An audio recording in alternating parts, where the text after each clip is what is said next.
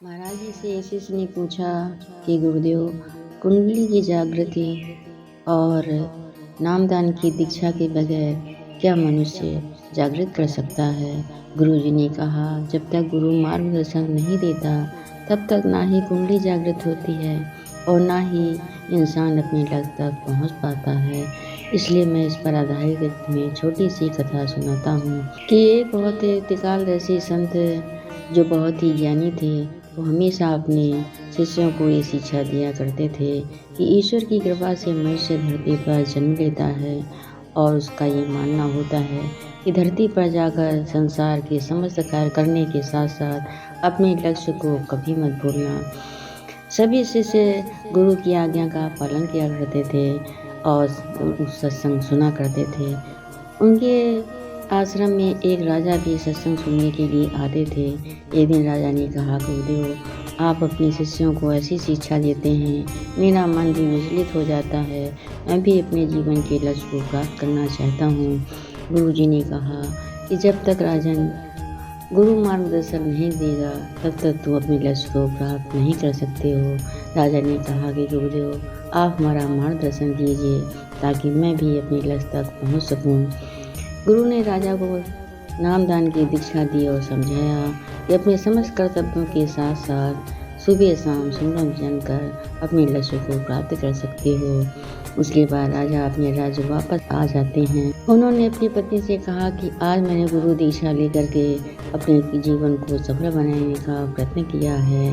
रानी ने कहा, यह बहुत अच्छी बात है, क्योंकि रानी परमात्मा की बहुत बड़ी भक्त थी और उन्हें ये सब चीज़ें बहुत ही अच्छी लगती थी।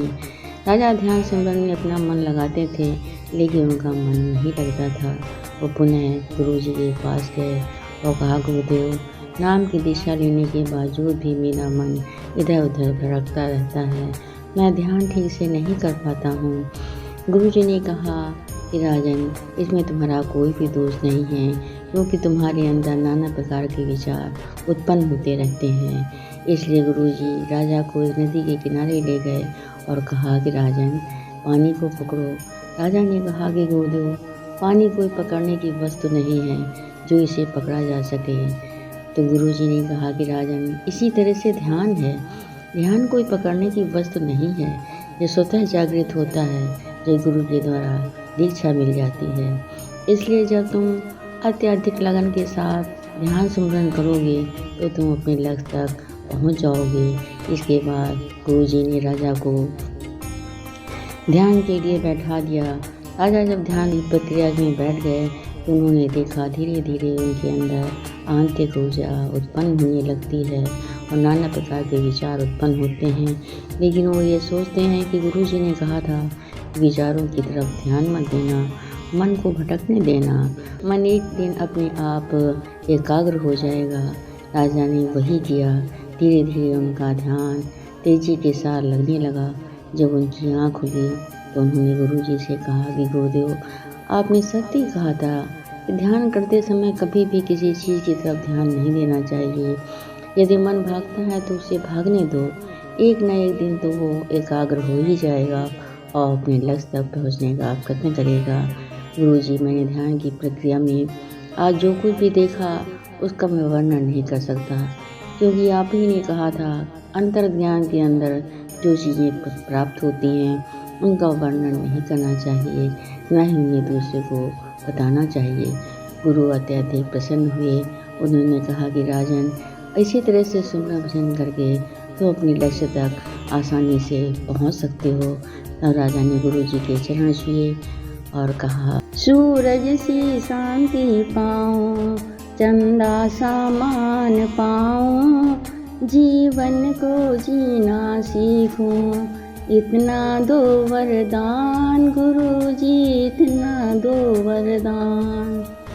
इसके बाद गुरुजी ने राजा को आशीर्वाद दिया और कहा कि हे राजन, यदि तुम गुरु की आज्ञा का पालन करोगे तो तुम अपने लक्ष्य तक पहुंच जाओगे। मेरी बख्शीश आशीर्वाद सदैव तुम्हारे साथ रहेगा। इसके बाद राजा अपने राज्य वापस आ जाते हैं और गुरु की आज्ञा का पालन करना शुरू कर देते हैं।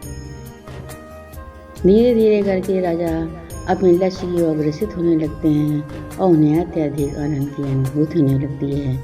इसके बाद महाराज जी ने कहा कि संसार जगत में रहने वाले जो भी प्राणी गुरु के आदर्शों का पालन करते हैं वो अपने लक्ष्य तक अवश्य पहुंच जाते हैं। इसमें कोई भी संदेह नहीं है, क्योंकि गुरु मार्गदर्शन करके अपने शिष्यों को आगे बढ़ने की प्रेरणा देता है और उन्हें सिखाता है यही तुम्हारे जीवन का लक्ष्य है, यही तुम्हारे जीवन का उद्देश्य है। प्रेम से बोलो परम संत श्री ठाकर सिंह महाराज की जय।